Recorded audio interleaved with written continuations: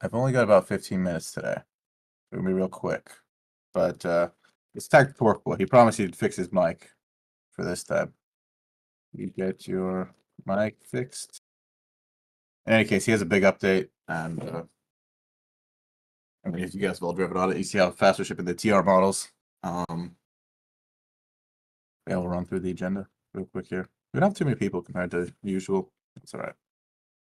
All right, so we just put out this new blog post for our paper, learning to drive from world model. We'll be presenting this at CVPR in Nashville in a couple months. So if you're at CVPR, come hang out. Oh, okay. Torquil's here. I'll let him do the paper stuff.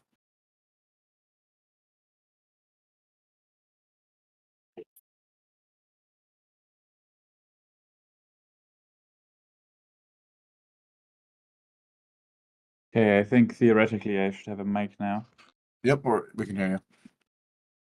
I guess let me show some video if that's what everyone's doing.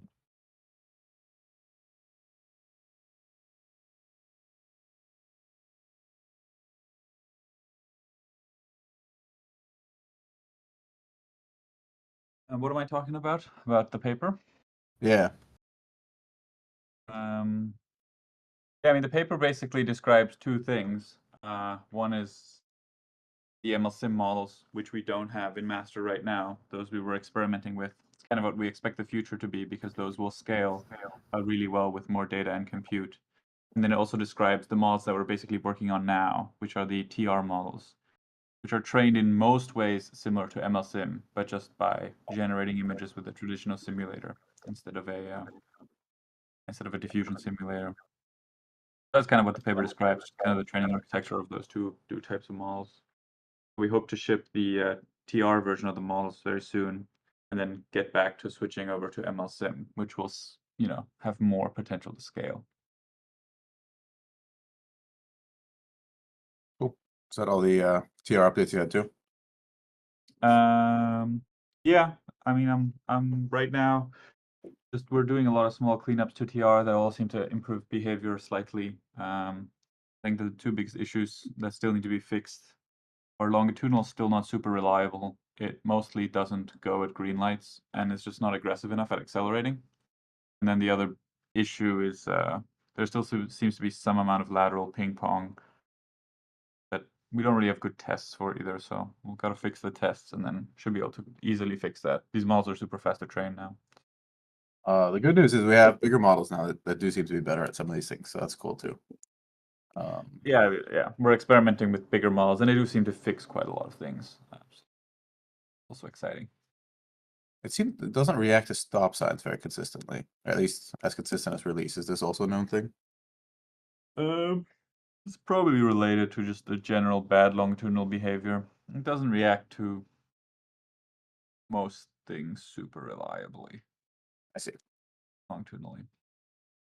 Cool. We're also trying to make the model reports public. Do we have one that's already public we can share an example of, or it's still Yeah, Yassine already made that work. Wait, how do I figure out how to chat here?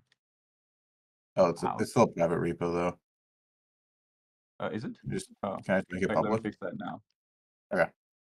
Yeah, so the reporter thing, I sometimes like share my screen and show you guys. We're working on just making that show up inside the PR itself and the model PR. Because you guys keep using those little plots we have, like the model replay plots, to like kind of parse what the model's better at, which is not really useful for that.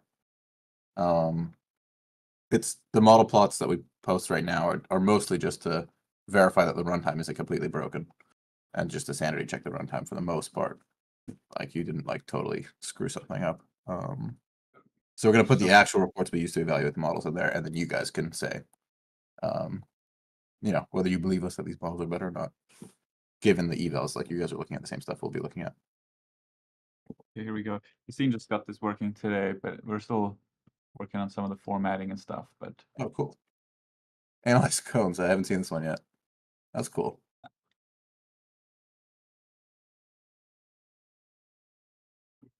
This is also way faster than Reporter, which is slightly concerning given that Reporter runs here, and this runs not here. But it's not the same. Yeah, that's probably why. Yeah, it's not exactly the same. But yeah, now we have model reports. We're really working on the transparency here. Paper was extremely interesting. I read it last night. Yeah, so now you guys know how we train the models. Know our secrets.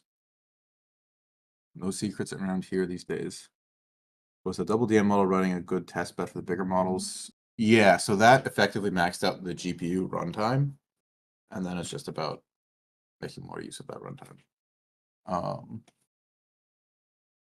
And then hopefully, I think Tidycorp is gonna finish up their DSP driver soon, so we can kick the driver monitoring model back.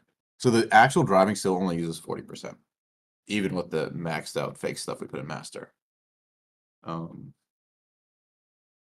So UI is like 20%, and then DM is 60, including the fake usage. Do we have anything else on the model front? TR is exciting. Gonna talk to you later about if we want to really do the CVPR release, we just kind of have to ship it, and we have to do this whole ordeal of release stuff. When is CVPR? It's like early June, right? Yeah, it's June 11th. 12th. Yeah. I was gonna propose we just move 099 release cut date to like 2 weeks. Does that give you enough time for TR? And then even if TR is not ready, we just ship it. But that makes it so that we don't have to ship a quick release before CVPR. Yeah, I mean it's possible. Like I said, those longitudinal, I don't really understand what's going on. Why some of these things are not as consistent as they used to be. Like I have theories of why it's not good, but that don't explain why it would have been better in the previous models. As for lateral, the ping pong I'm pretty confident we can fix.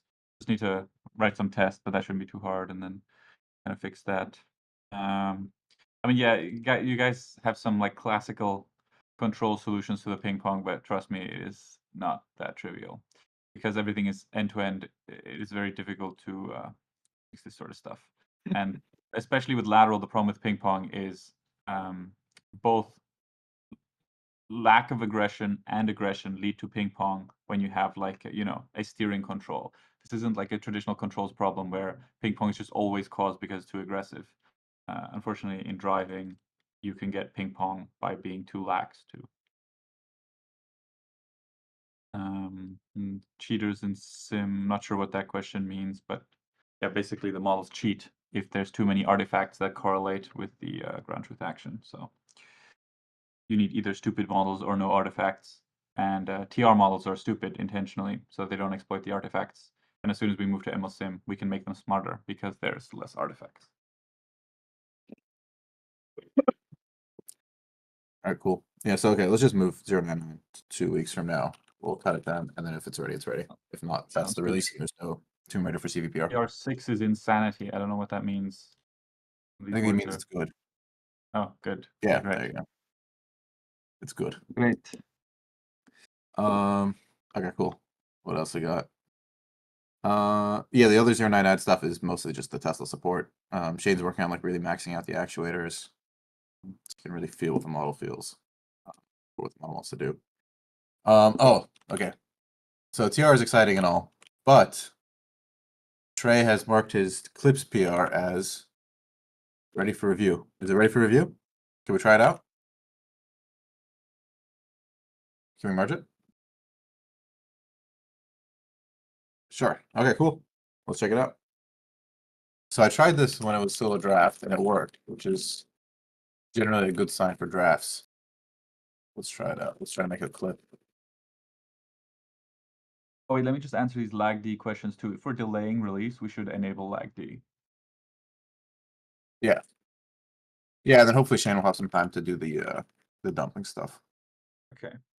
Yeah, because so lag D, we just didn't want to release it because of some amount of risk, but we do expect to enable it on basically all cars, and yeah, it should especially help with people that have like stranger cars, like these Ford F-150 people, where the lag's kind of different on different models. So I'm glad it's working for you guys. Oh, wait, no, I got it again. Yeah, I'm stuck at, did you build OpenPilot yet? This doesn't work.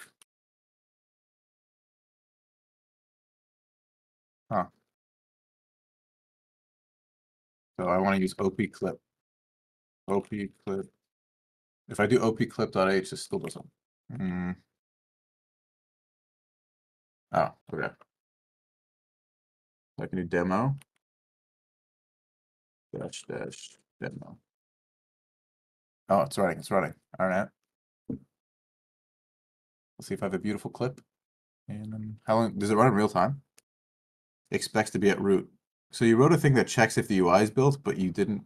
Yeah, you gotta fix that. It shouldn't matter where it's run. Oh, it's not. Okay, did this work? Let's post it. Whoa, it worked. Why is the calibration wrong? Oh, it's calibrating the demo route. I just generated that clip. That was pretty easy. Wow, very cool. We need a demo route that's not calibrating. All right, nice job, Trey. Cool. I'll review this. Since we have limited time here, I'll review this a little bit later today. But yeah, hopefully clip.py will be in master later today for people to try out. We got more clips going on in Discord. Yeah, I'm thinking one of our summer interns will be working on the driving feedback loop. I don't know how many of you drive with Teslas and use like the mic thing for FSD, but I found that pretty nice. Stuff like that. And then Cameron has the, I guess the last thing we'll cover is how's the Relib rewrite going. I see you got the OpenGL stuff working now, or at least written. Yeah, it's written, and I'm trying to debug it with RenderDoc, which is like this tool for debugging OpenGL stuff. I can see all the textures and like the shader and everything all matches the C++ camera view, but I can't figure out why it's just a black screen still. So I feel like I'm pretty close to fixing that though. It just might take another hour of messing with it, and then Sure. that'll be done. Then kind of matching that C++ one. Cool. And then how are just the vibes with Relib? We still like it? But for doing stuff that you can't do within Raylib, like I feel like I need to construct a bunch of my own stuff for doing just straight OpenGL, especially for this. There's like in Raylib they want you to use like their load texture stuff and load shader stuff, and they give you like objects to interact with it. But I needed some other GL functions that weren't provided by Raylib, so that's kind of tricky. But I think for all of the widget stuff and stuff where we don't need OpenGL, it is nice. So Yeah, I it's a mean, big I'm reading improvement the over Qt. PR, and I think it's good. It might take a little bit to get this infrastructure written, but like the thing that I really appreciate about this whole Raylib approach is that this will never, there's not going to be a Raylib 2.0 that breaks all this. Like these are all very stable APIs, and they're fairly fundamentals of the hardware. So we should be able to make a very performant UI that has like good scrolling, for example, and then we update to Qt6 and it's broken because I don't know they changed how the optimization works or there's something jank. So I think this stuff is fine. It might take a little bit extra upfront, but this stuff should be incredibly stable and it should be fairly easy to work on and make performant. Like it should be very easy to understand why things aren't performant. Yeah. Okay, cool. And the networking is did we merge that yet? Or I say you worked on that a little bit. No, there was something weird where I reflashed my device and the dbus Python library wasn't on there, or at least it said it couldn't import it. And then if I do UV add to add it, it No. works. So, but that was already merged into Agnos, so I didn't know why it's not working. Oh, okay. But other than that, does it work? Yeah. The thread thing works, so we don't have to make the whole thing async. Yeah, that works. Cool. Yeah, the Agnos thing, does that block merging it if we don't actually use it yet? No, because it shouldn't be imported anywhere yet. Yeah, let's just get a merge and then let's make the whole UI like kind of work on PC at least. And if this is, and then you get like a little, if you're like, okay, to run it on a 3x, you have to run this UV add thing for now. Or we ship the new Yeah. Agnos to master. Yeah. Yeah. Let's get that shipped. It'd be so nice. Spinner and text look pretty good. Cool. I'm very excited for Python UI. I know the Tommy team is too.